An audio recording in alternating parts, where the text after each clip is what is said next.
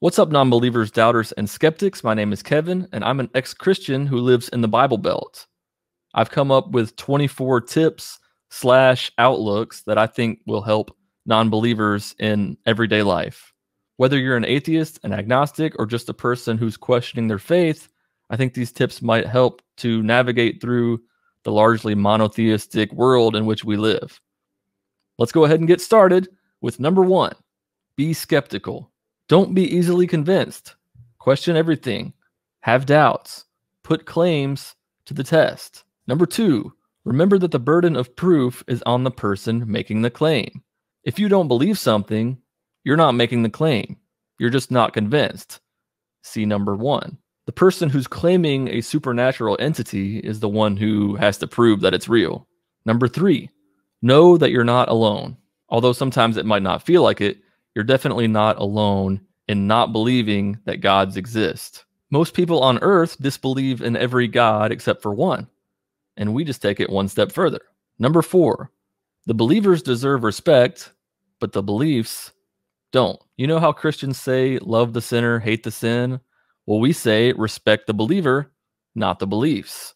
Beliefs deserve to be criticized and scrutinized. Number 5, a majority belief doesn't make it correct. This is known as an ad populum argument or an appeal to popularity, and it's a logical fallacy. You know, once upon a time, most people believed that the sun rotated around the earth. That didn't make them right either. Number 6, your experiences are valid. There are going to be times when people attack your credibility and say you were never a true Christian. That's known as the no true Scotsman fallacy.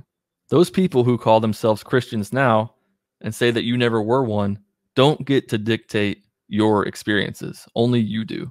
Number 7, people don't like when you reject their gods.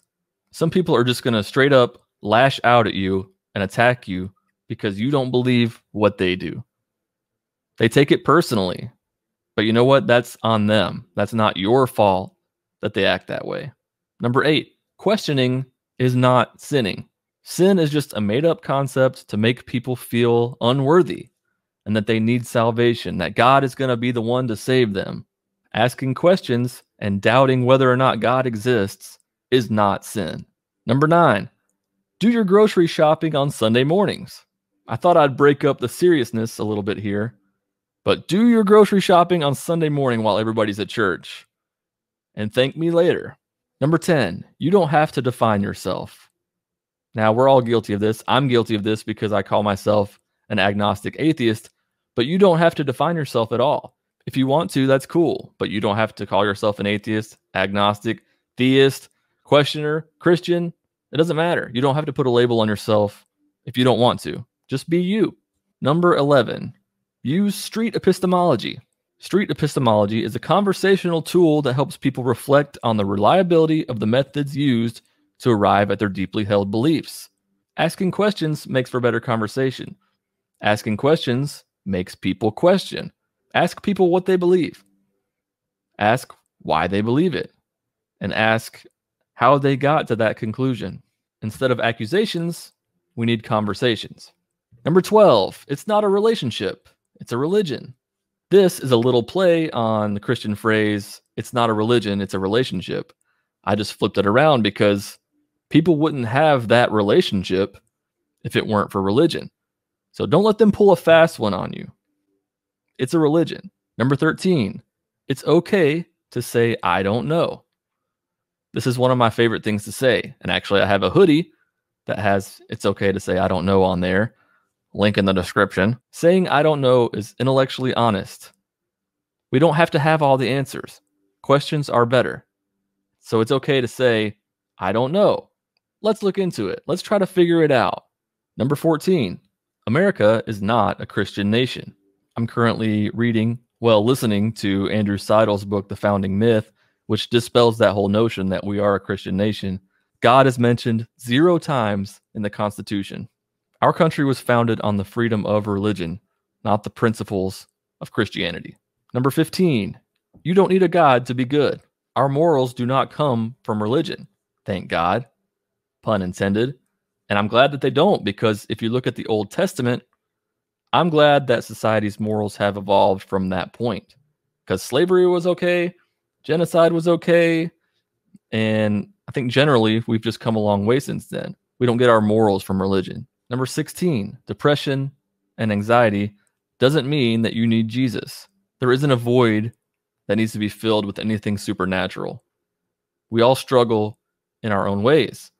So if you really need help, seek professional help. Don't rely on something supernatural and unproven. Number 17, indoctrination is why most people believe. 80 to 90% of people believe the same way that their parents do or that the people around them do. Now, of course, that's not always the case. There are definitely exceptions, but that's usually how it goes. If your parents had a different religion, you would most likely be a part of that religion. Or if you were born in a different country, you would likely believe the way that the people believe there. It's just how it is. Number 18, atheism isn't a worldview. People seem to associate atheism with science, but all atheism means is I don't believe in any gods. It has nothing to do with knowing how the universe came to be. I talk to theists sometimes and they try to shift that burden of proof and say, oh yeah, well, where did everything come from then? I'm not making any claims on knowing where everything came from. I just don't believe in gods. I have no reason to believe in any gods that I've been presented with so far. Number 19, hell is nothing to fear. There are hells in many religions. I know when I was a Christian, I didn't fear any other hell from any other religion.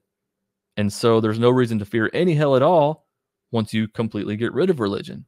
It's just like how you believe in every god except for one, and then you say, oh, I don't believe in that one either. It's the same thing with hell. You just stop believing in that one particular hell, that one particular god. Number 20, faith isn't a good enough reason to believe in a god. As Matt Dillahunty says, faith is the excuse people give for believing something when they don't have evidence. Now, faith might be good enough for some people to believe what they do, but it's not really a sound reason, and their faith is no reason to convince me to believe in their God. Number 21, we don't choose our beliefs. You either believe something or you don't. So when other people say, oh, you should just believe in God, that's silly. I can't just flip a switch in my brain and be like, okay, I believe now. That's not how beliefs work. Number 22, these are not the end times. People have been saying that we're living in the end times for quite some time. And yes, it's true that we are closer now to the end of the world than we've ever been. That doesn't mean that there's a God orchestrating it all and that Jesus' return is imminent. Number 23, and maybe my favorite on this list, is they are loud. You don't have to be quiet. If you're like me and you live in the Bible Belt, then you constantly see posts about Jesus and God all the time. You hear people talk about it everywhere you go. They're loud. They talk about their beliefs all the time. So we don't have to be quiet about our lack of belief or rejecting their beliefs or rejecting what their religion is trying to push on society. We should be able to be just as loud in voicing our opposition. And finally, number 24, unexplainable does not mean that God did it. Just because something can't be explained or hasn't been explained, that doesn't mean that we get to put something supernatural in its place. That's called the God of the gaps fallacy. The only thing that we can take from it is that we don't have a good explanation. I hope some of these tips have helped. I made a non-believer's survival guide that you can download for free at the link in the description, or go to jesusunfollower.com/guide. If you like this video, then make sure to hit that thumbs up and subscribe for more ex-Christian and atheist videos. And remember, you don't need a God to be good.